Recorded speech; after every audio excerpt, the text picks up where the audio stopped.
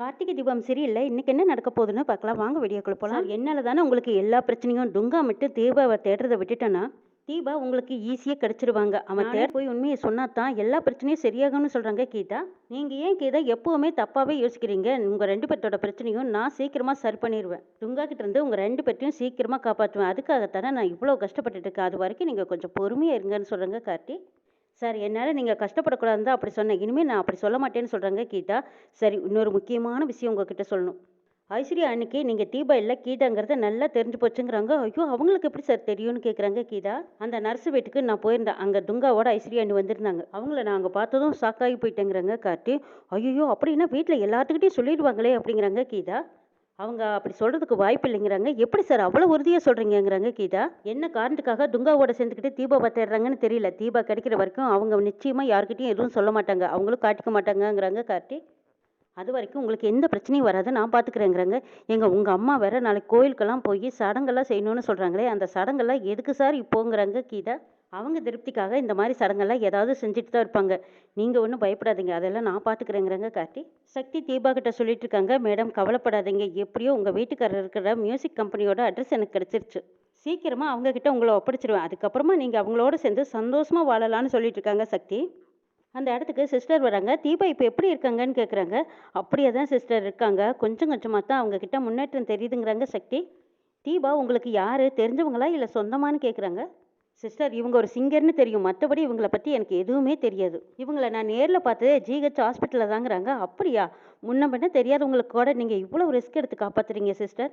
உண்மையிலுமே சக்தி உங்களுக்கு பெரிய மனசு தானுங்கிறாங்க சிஸ்டர். சிஸ்டர் நான் ஒரு நர்ஸு, நிறைய உயிர்களை காப்பாற்றுற மருத்துவத்துறையில் இருக்கிறேன் நான். என் கண்ணு முன்னாடி ஒரு உயிருக்கு ஆபத்துன்னு தெரிஞ்சதுக்கப்புறமா நான் எப்படி பார்த்துக்கிட்டு சும்மா இருக்க முடியும்? அது மட்டும் இல்லை தீபா மேடம் ஒரு நல்ல பாடகி. நான் எப்பெல்லாம் சோர்வாக இருக்கணும் அப்போ இவங்க பாட்டெல்லாம் கேட்டு மனசில் ரொம்ப சந்தோஷமாகவும் திருப்தியாகவும் இருப்பேன். வருங்காலத்தில் இவங்க நல்ல பெரிய பாடகியாக வருவாங்க. இவங்க பிழைக்கிறதுக்கு நானும் ஒரு காரணமாக இருந்தால் எனக்கும் அதில் சந்தோஷம் திருப்தி இருக்குதில்ல மேடம்ங்கிறாங்க. சரி, இவங்கள பத்திரமா பார்த்துக்காங்கன்னு சொல்லிட்டு சிஸ்டர் அங்கேருந்து போகிறாங்க. சக்தியும் தீபாவுக்கு பக்கத்துலேயே உட்காந்து பார்த்துக்கிறாங்க. அபிராமி அம்மா யோசனையில் உட்காந்துருக்காங்க. அந்த இடத்துக்கு மீனாட்சி வர்றாங்க. அத்தை பால் எடுத்துக்கிட்டு உங்கள் ரூமுக்கு போனால் அங்கே உங்களை காணா, இந்தாங்க பால் சாப்பிடுங்கன்னு பாலை கொடுக்குறாங்க.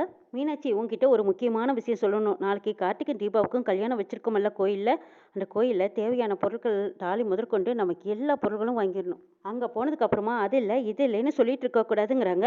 அத்தை எனக்கு என்னமோ அவங்க 2 பேர்த்துக்கிட்டையும் இந்த விஷயத்த சொல்லிடுறது நல்லதோன்னு எனக்கு தோணுதுங்கிறாங்க மீனாட்சி. இந்த விஷயத்த இப்போவாவது சொல்லிடலாம், இல்லைன்னா ஏதாவது பிரச்சனை வந்துடுவோன்னு பயமாக இருக்குதுங்கிறாங்க மீனாட்சி. இல்லை மீனாட்சி, இப்போவும் இந்த விஷயத்த நீ சொல்ல வேண்டாம். எனக்கு உடம்பு சரியில்லாத போனதுனால தான் இன்னும் கொஞ்ச நாள் போகட்டுங்கிறாங்க. நான் கார்த்திகிட்ட சொன்ன போதெல்லாம் இன்னும் கொஞ்ச நாள் போகட்டும், என்ன அவசரம் அப்படின்னு தள்ளி போட்டுக்கிட்டே போனான். கண்டிப்பாக அவங்ககிட்ட சொன்னால் இதுக்கு என்ன அவசரம் வேண்டான்னு தான் சொல்லுவான். தீபாவும் என் கழுத்தில் தாலி ஏறலினாலும் பரவாயில்ல, நீங்கள் நல்லா இருந்தால் போதும்னு தான் சொல்லுவாள். தீபா கழுத்தில் இருக்கிற மஞ்சக்கயிற்றை பார்க்கும்போதெல்லாம் எனக்கு குற்ற உணர்ச்சியாக இருக்குது. என்னால் தானே தீபா இப்படி கஷ்டப்படுறான்னு தோணுது. அதனால தான் இந்த கல்யாணத்தை தள்ளி போடக்கூடாதுன்னு உடனே நடத்தணும்னு நான் சொல்கிறேங்கிறாங்க அபிராமி. சரிங்க, நீங்கள் சொன்ன மாதிரியே செஞ்சிடலாங்கிறாங்க மீனாட்சி. எந்த காரணத்துலையும் எதுக்காகவும் இதை தள்ளி போடக்கூடாதுங்கிறாங்க அபிராமி. சரிங்க அந்த பாலை குடிங்கிறாங்க மீனாட்சி. அபிராமியும் அந்த பாலை குடிச்சிடுறாங்க. அபிராமி மறுபடியும் சோகமாக அவங்க நடந்ததை நினச்சி பார்க்குறாங்க. தீபா தனக்காக தாலியை கட்டி வச்சிருக்கா. இந்த தாலியை மறுபடியும் சாமிக்கு முன்னாடி வச்சு அவள் சாமி கும்பிட்டுட்டு இருக்கும்போது, தீபா நீ ஒன்றும் கவலைப்படாத, இந்த தாலி மறுபடியும் உன் கழுத்தில் ஏறுங்கிறாங்க. அந்த நம்பிக்கை எனக்கு இருக்குது அத்தை அப்படின்னு தீபா சொல்லியிருக்காங்க. நமக்காகத்தானே அந்த தாலியை கழட்டி வச்சா, சீக்கிரமாக அவள் கழுத்தில் அந்த தாலி ஏறணும்னு நினைக்கிறாங்க அபிராமி. தீபாவோட அப்பா அம்மாக்கிட்டையும் பேசுகிறாங்க. எனக்காக கட்டி வச்ச தாலி சீக்கிரமாக அவள் கழுத்தில் ஏறும், அது நடக்கணும், சீக்கிரமாக நானே நடத்தி வைப்பேன்னு சொல்கிறாங்க அபிராமியம்மா. சக்தி தீபாவுக்கு பக்கத்தில் உட்காந்துருக்காங்க. அப்படியே அசந்து தூங்கிடுறாங்க. அந்த நேரம் பார்த்து தீபாவுக்கு அப்படியே குளிரும் ஜுரம் வந்துடுது. கைதொட்டு பார்க்குறாங்க சக்தி. ஐயோ, திடீர்னு எப்படி இப்படி உடம்பு நெருப்பாக கொதிக்குதே, எப்படி திடீர்னு காய்ச்சல் வந்திருக்கும்? சக்தி காய்ச்சல் குறையிறக்கு ஒரு மருந்து எடுத்துகிட்டு வராங்க. இந்த இன்ஜெக்ஷன் போட்டால் நிச்சயமாக ஜுரம் குறையும் அப்படின்னு குளுக்கோஸில் போட்டு விட்டுறாங்க. கண்டிப்பாக இந்த மருந்து அவங்களோட ஜுரத்தை குறைச்சிரும். மறுபடியும் கைதொட்டு பார்க்குறாங்க. ஐயோ, இன்னும் ஜுரம் குறையவே இல்லையே அப்படின்னு நினச்சிட்டு இருக்கும்போது அங்கே குட்டீஸுங்க எல்லாரும் வராங்க.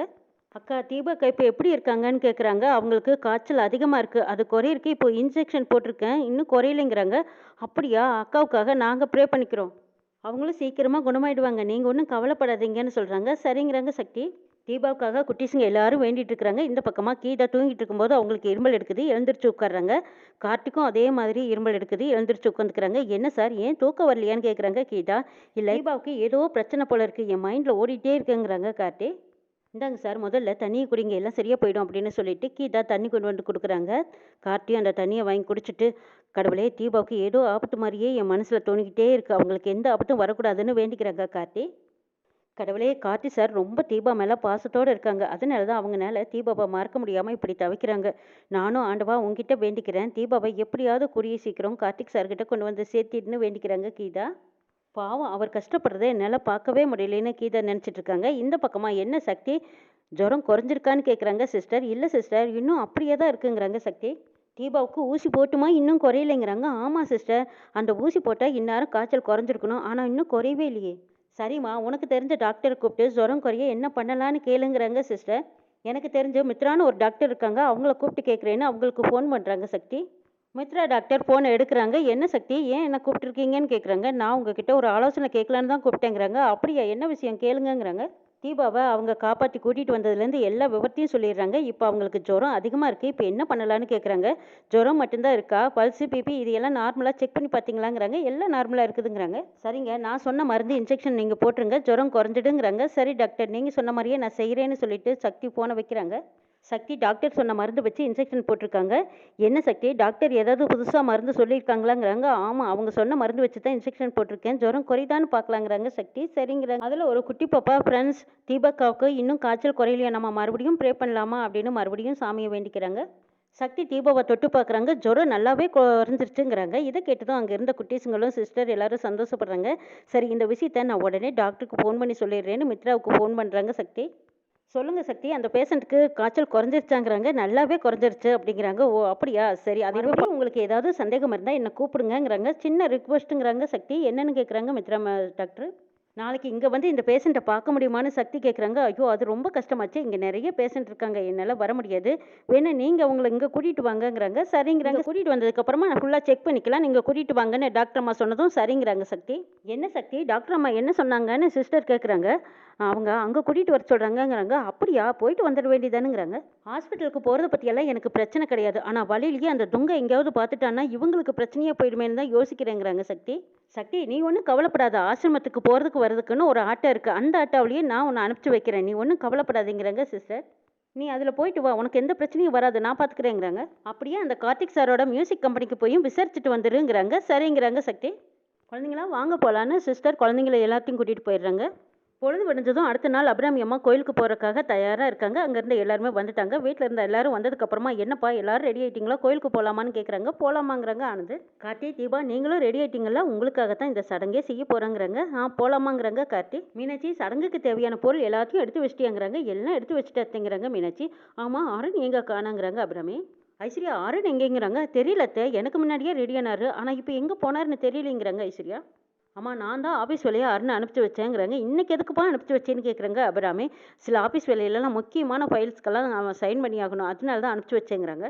என்னப்பா கார்த்தி, இதெல்லாம் மறுபடியும் வச்சுக்கூடாதா, உங்கள் அப்பாவும் வேலை விஷயமா வெளியூர் போயிட்டாங்க, தீபாவோட அப்பா அம்மாவும் அவங்களே இல்லையே. மைதிலி அவங்க எங்கே போயிட்டாங்கன்னு கேட்குறாங்க. அத்தையும் மாமாவும் ஆறுவட முருகன் கோயிலுக்கு போயிருக்காங்கன்னு சொல்கிறாங்க மைதிலி.